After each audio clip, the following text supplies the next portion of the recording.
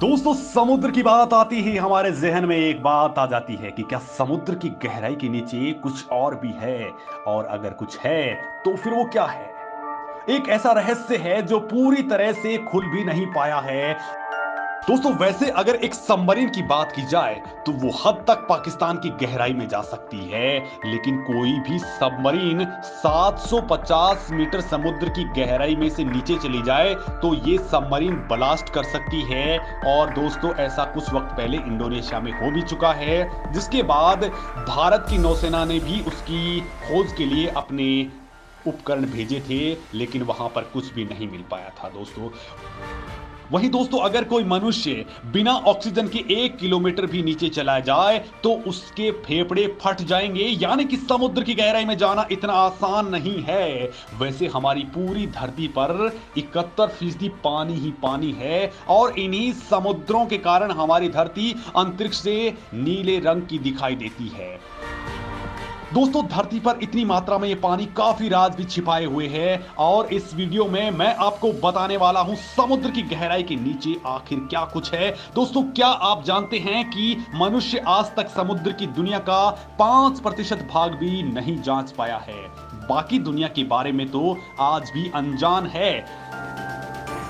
प्रशांत महासागर में मौजूद मरियाना ट्रेंच में मौजूद चैलेंजर द्वीप पर सबसे गहरी ज्ञात जगह के लिए जाना जाता है, और इसकी गहराई 11 किलोमीटर है। इतनी गहराई में सूरज की रोशनी भी नहीं पहुंच पाती है। वहीं दोस्तों, यहां पानी का प्रेशर भी इतना ज्यादा होता है कि यहां कोई मनुष्य तो क्या, मशीन का जाना भी मुश्किल है। लेकिन आपको यह जानकर हैरानी होगी कि यहां 8 लोग अब तक पहुंच चुके हैं, और वो जिंदा भी आ चुके हैं। तो आखिर वो कौन लोग हैं।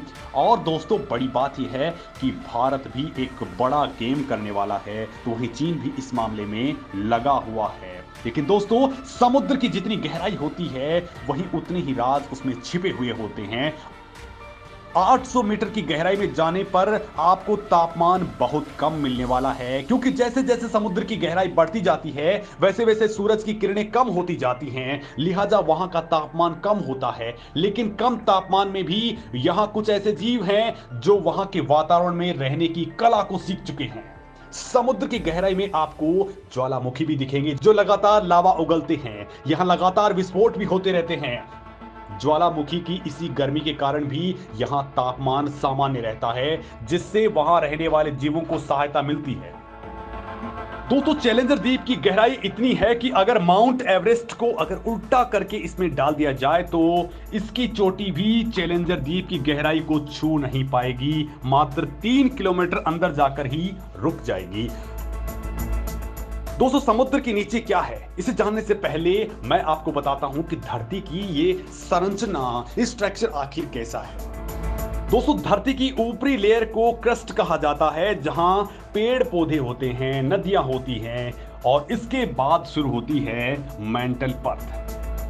दोस्तों, समुद्र के नीचे वैसे तो पानी ही पानी होता है। ये पानी समुद्र से नहीं आता है। धरती पर जीवन शुरू होने से पहले मौसम के चक्र की शुरुआत हुई, और इसके चलते धरती पर काफी समय तक लगातार बारिश होती रही। दोस्तों, आसमान से गिरे इस पानी को धरती ने अपने अंदर सोख लिया, वहीं कुछ पानी नदियों के जरिए बाहर चला गया।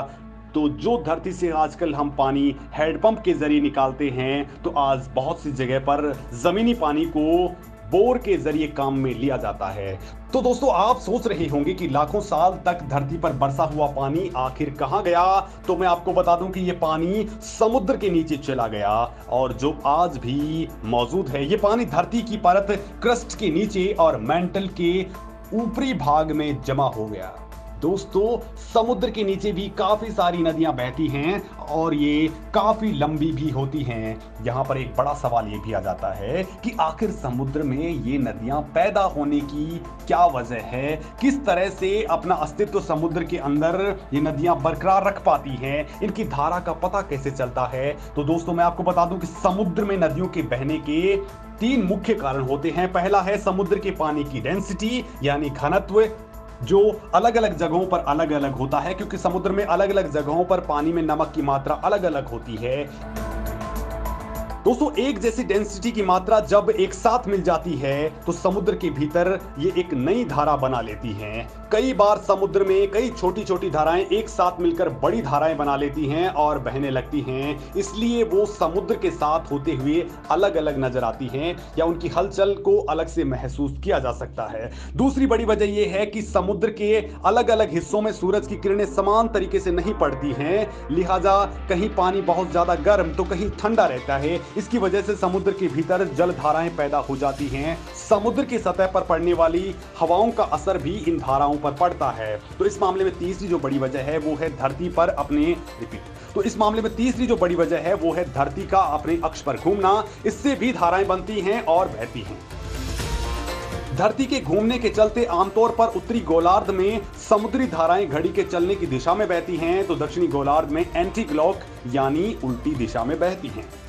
दोस्तों, वैज्ञानिक इस मामले में मानते हैं कि मैक्सिको के एक समुद्र के नीचे एक नदी की खोज की गई थी, जिसे वैज्ञानिकों ने सिनोटे एंजेलिटा नाम दिया था। यह नदी समुद्र के 115 फीट नीचे बहती है। इस नदी का पानी एकदम खारा है। इस तरह ब्लैक सी के नीचे भी एक नदी मिली है जो समुद्र की सबसे बड़ी नदी मानी जाती है, जो कि 100 फीट नीचे बहती है।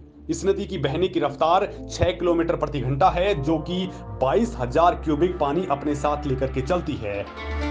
दोस्तों, लाखों सालों से इकट्ठा किए हुए इस पानी को समुद्री लहरों और सूरज से गति मिलती है और ये पानी समुद्र में शामिल हो जाता है। लेकिन वैज्ञानिकों का कहना है कि समुद्र का पानी नदी के रूप में बहता ही नहीं, बल्कि ये झरनों के रूप में भी बहता है।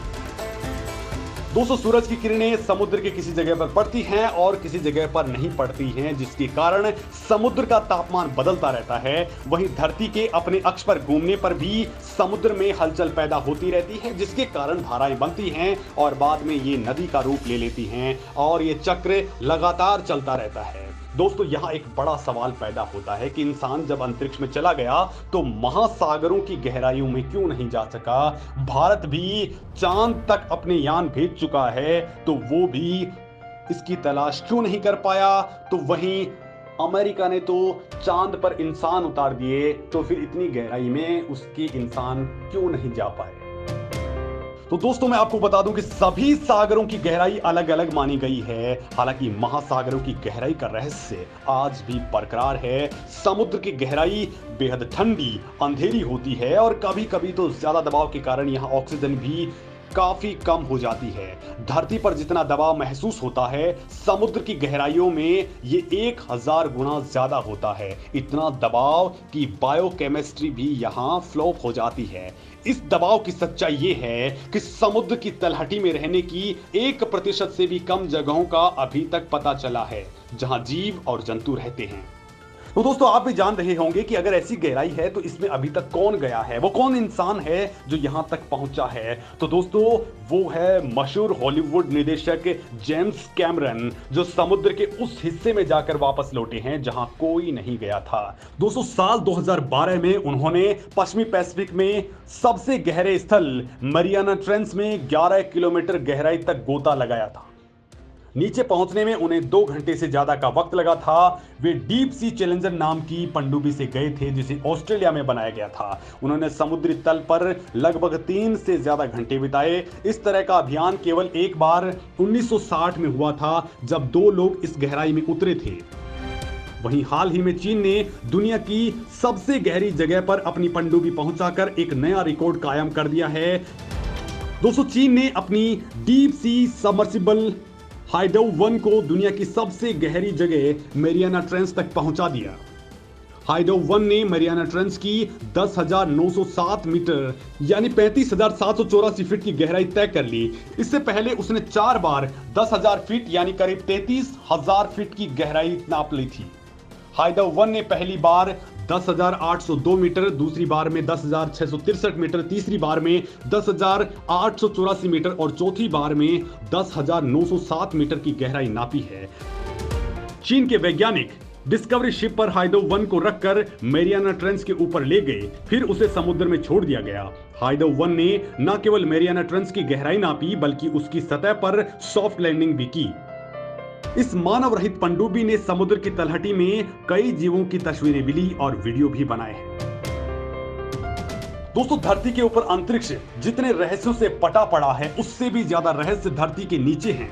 और समुद्री जीवन भी उससे तगड़ा गूढ़ है। तो इस रहस्य को जानने के लिए भारत ने भी अपना पहला मानव युक्त समुद्री मिशन लॉन्च कर दिया है।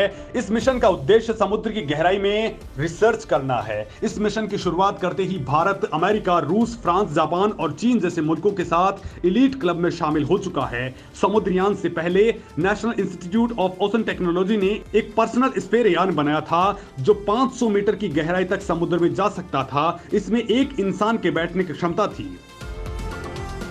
पर्सनल स्फीयर 2.1 मीटर व्यास की एक गोलाकार पनडुब्बी है जिसे माइल्ड स्टील से बनाया गया है। इसका परीक्षण बंगाल की खाड़ी में सागर निधि जहाज के जरिए किया गया था। इसकी सफलता के बाद ही समुद्रयान प्रोजेक्ट को हरी झंडी दे दी गई। समुद्रयान गहरे पानी में अध्ययन के लिए 3 इंसानों को मत्स्य 6000 नाम की एक मानवयुक्त पनडुब्बी में 6000 मीटर की गहराई तक ले जाएगा, जबकि आमतौर पर पनडुब्बियां केवल 300 से 400 मीटर तक ही जा पाती हैं। यह प्रोजेक्ट 6000 करोड़ रुपए के डीप ओशन मिशन का एक हिस्सा है। मत्स्य 6000 पूरी तरह से स्वदेशी रूप से विकसित की जाने वाली मानवयुक्त सैन्य पनडुब्बी है। यह समुद्र के अंदर gas, hydrates, polymetallic manganese module, hydrothermal sulphide और कोबाल्ट क्रस्ट जैसे संसाधनों को खोजने के लिए भेजा जाएगा। ये चीजें 1000 से 5500 मीटर की गहराई में पाई जाती हैं। तो दोस्तों, ये थे समुद्र की गहराइयों के वो राज जो काफी रोमांचित करते हैं और उनकी तलाश में अब भारत भी जुट गया है। यानी भारत अंतरिक्ष में नहीं बल्कि अब जमीन के अंदर, समंदर के अंदर भी राज खोलने में जुटा हुआ है। आप इस मामले में क्या कुछ सोचते हैं, मुझे कमेंट लिख करके जरूर बताइए।